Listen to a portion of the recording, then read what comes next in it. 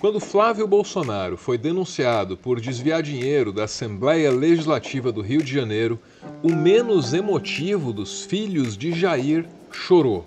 Chorou performaticamente, enxugando as lágrimas na bandeira nacional. Já as emoções do pai estavam num polo oposto, no polo da ira. Rachador tem que ir para a cadeia ou não? Ô Marinho, você sabe que sou presidente da República, eu respondo sobre meus atos, ok? Então não vou aceitar a provocação tua. Aí você recolha-se aí, o teu jornalismo, não vou aceitar. O senhor encerra a entrevista agora, não vou aceitar. Na outra ponta da linha estavam as estrelas da Jovem Pan, emissora que ao longo da sua trajetória já fez de tudo, menos oposição ao governo Bolsonaro.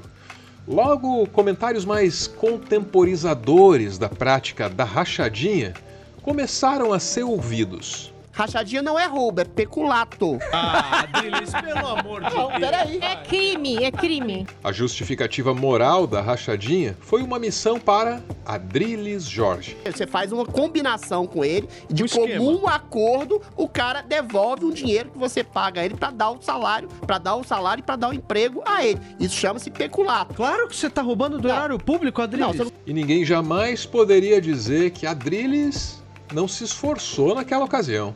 Quanto mais as contradições dele ficavam óbvias, mais estridente era a defesa do indefensável. Não é exatamente um roubo do erário público. Você tá... Esse dinheiro poderia estar indo para outros lugares se ele não contratasse esse assessor, Você entendeu a diferença entre o que é roubo e o que é peculato? O tempo passou, Adriles se tornou vereador em São Paulo. Bastaram alguns meses de mandato para que viesse a primeira denúncia. Denúncia de rachadinha. O Ministério Público de São Paulo apura denúncias de rachadinha no gabinete de um dos vereadores mais conhecidos de São Paulo. Assessores de Adriles Jorge, do União Brasil, dizem que eram obrigados a devolver R$ 1.500 todo mês para continuar no cargo. Dessa vez, a diferenciação entre roubo e peculato faz muito pouca diferença, porque na outra ponta não está o público da Jovem Pan, mas sim o Ministério Público de São Paulo. Então agora não é roubo, não é peculato, é vaquinha para instalar ar-condicionado. É uma denúncia completamente abusiva, ridícula, estapafúrdia de um empréstimo que o meu chefe de gabinete fez para um dos assessores para colocar esse ar-condicionado aqui. Esse ex-assessor, junto com outro ex-assessor, que foram demitidos por questões éticas, tem constrangido, perseguido, tem gravado, tem o tempo inteiro fazendo ameaças dentro das redes sociais, me chamando de rachador, falando do meu gabinete. E aí, essas pessoas inconformadas com as suas demissões têm exatamente feito esse tipo de ação absolutamente estapafúrdia. Eu sou o Árvoro. Árvore, tá bom? E essa é a história da vaquinha do poeta Adriles Jorge. Adriles despontou para a fama no Big Brother Brasil 15, ocasião em que ele nos foi apresentado como um poeta. Ao longo do programa, o verso mais marcante da produção poética de Adriles foi declamado em meio a uma discussão acalorada com Luan, um participante negro do Big Brother Brasil 15. Foi a ele que Adriles disse, ou berrou: "Seu lugar é em outro confinamento, bandidinho." Adriles, apesar disso, foi acreditado como o único participante da história do programa a ter conquistado a amizade do então apresentador Pedro Bial. Ao sair do BBB, Adriles eventualmente ganhou espaço na Jovem Pan. E assim, aquela polêmica com Luan se tornou a primeira de muitas, em que o tema racial se fez presente. Porque o sangue africano, negro, escravo, tá, como você bem disse, na maioria das pessoas que são brasileiras. E as negras não foram estupradas, elas namoravam com brancos. Enquanto ele apenas negava os horrores da escravidão, estava tudo bem. Mas Adriles foi se sentindo cada vez mais à vontade. O nazismo matou 6 milhões de judeus. O comunismo matou mais de 100 milhões de pessoas. E hoje é visto aqui no Brasil como uma coisa livre, absolutamente liberada, como partidos organizados. Muito obrigado pela sua audiência. Vem aí o 3 em 1. Até sempre, tchau. Esse gesto, considerado surreal pelo âncora, é a gênese, é a raiz da carreira política de Adrilles. Basta ver o que aconteceu na sequência. Primeiro, a Jovem Pan anunciou o desligamento dele. Eu estou sendo cancelado desde ontem por um suposto gesto que foi interpretado de maneira deturpada, absurda, surreal, como um gesto de saudação nazista.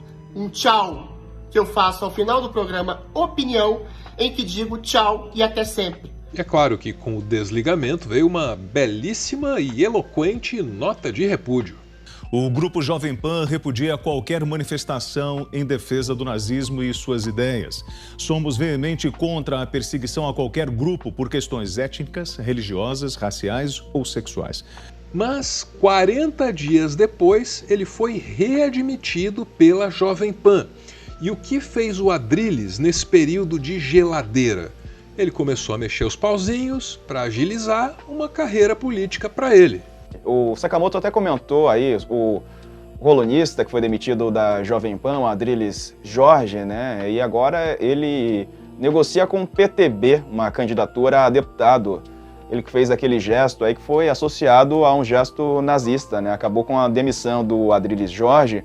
E a reportagem aqui trata que o Adrilles avalia tentar a sorte na política depois de ter sido demitido, como eu dizia agora há pouco, por conta do gesto, né? Para a nova empreitada, o ex-comentarista conversou com o presidente do PTB de São Paulo sobre disputar uma vaga para a Câmara dos Deputados pelo partido no estado. Muita gente falou que já era algo esperado.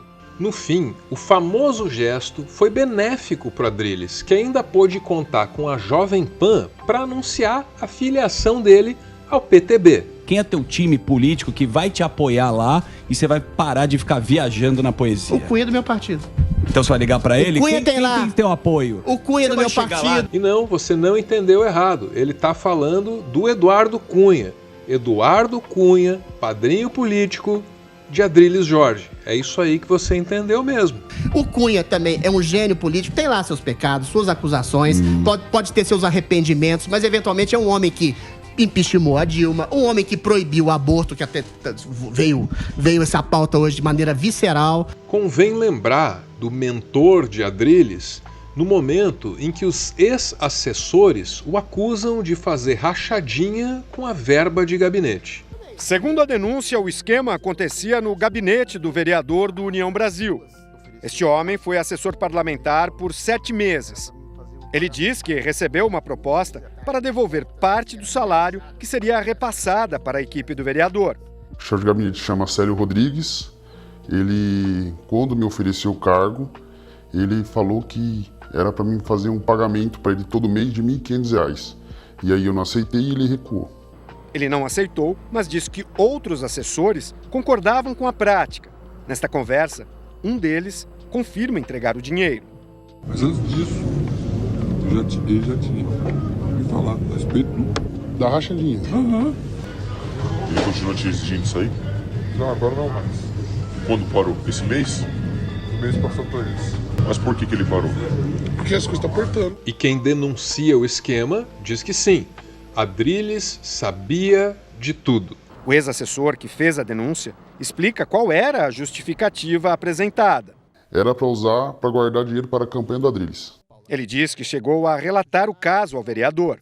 Sim, e o mesmo falou que tudo o que acontece no gabinete passa por ele. E que não era para mim fazer nenhuma denúncia e não era para manchar o gabinete dele, nem a imagem dele. Nesta ligação, Adrilles Jorge reclama de uma possível denúncia. Vocês vão querer me sacanear por causa disso? O pagamento dos salários dos assessores é feito com dinheiro público. O desvio de parte dessa verba para outras finalidades é conhecido no meio político como rachadinha.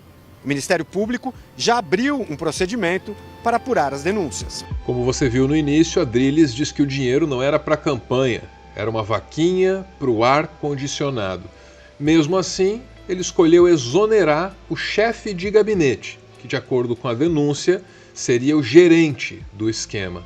Se na política Adrilles agora pratica aquelas rachadinhas que antes ele defendia na Jovem Pan, por que é que seria diferente com esse gesto e com tudo de hediondo que ele representa, hein? Que Deus tenha misericórdia dessa nação.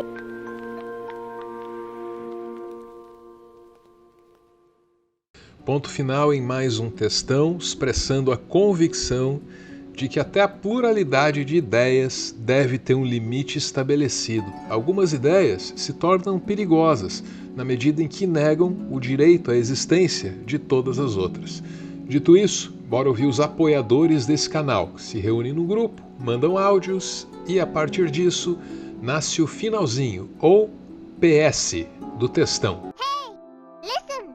Mais do que nunca é importante lembrar aquela frase que já foi trazida aqui, segundo a qual não há nada mais velho do que um político que se apresenta como novo. Eu custo muito acreditar que o Brasil não seja um caso perdido. Esse caso do Adrilles é um exemplo assim de ascensão meteórica. E por quê? Ele sabia que o apito de cachorro ia funcionar porque foi só o deputado Kim Kataguiri criticar a criminalização do nazismo por parte da Alemanha. E de fato, do host daquele podcast até então, o Monark ter defendido a criação de um partido nazista no Brasil. O Aras mandou investigar o possível cometimento de crime de apologia do nazismo pelo deputado federal Kim Kataguiri, do Democratas, e pelo apresentador do podcast Flow, Bruno Ayub, que usa o nome de Monark. Óbvio que ele sabia que o mundo inteiro, o Brasil inteiro ia ficar de olho. E mesmo perdendo emprego na Jovem Pan, né, ele conseguiu uma vaga como parlamentar, conseguiu até um mandato. E isso mostra muito a visão que essa galera tem, que pra nós aqui isso não faz o menor sentido. Uma pessoa que defende coisas tão horríveis, né? E tá lá, tá sendo convidado em podcast, tá fazendo sucesso, tá até sendo alvo, né, de investigações. Eu prefiro não falar se ele é ou não corrupto, mas a gente vê muito essa situação em que ele não é muito visto, as pessoas não levam muito a sério pessoas que têm esse tipo de opinião que não devia estar no parlamento, devia estar na cadeia.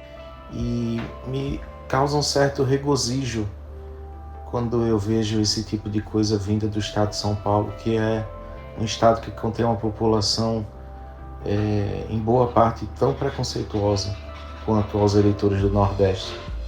Basta a gente olhar os vereadores da atual legislatura da Câmara Municipal de São Paulo. É o retrato de um filme de terror, sobretudo e especialmente falando dos mais votados. Depois do final, finalzinho, depois do finalzinho, finalzinho, aqueles últimos segundos em que eu posso dizer o que eu quiser.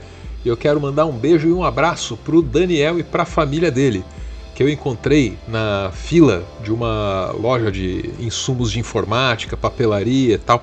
Morreu meu mouse, né? Aí corri lá para comprar outro e encontrei o Daniel com a família dele, os filhos ganhando lá a mochilinha da Patrulha Canina. Que encontro maravilhoso. Puxa vida, fiquei tão alegre. Obrigado, viu? Valeu!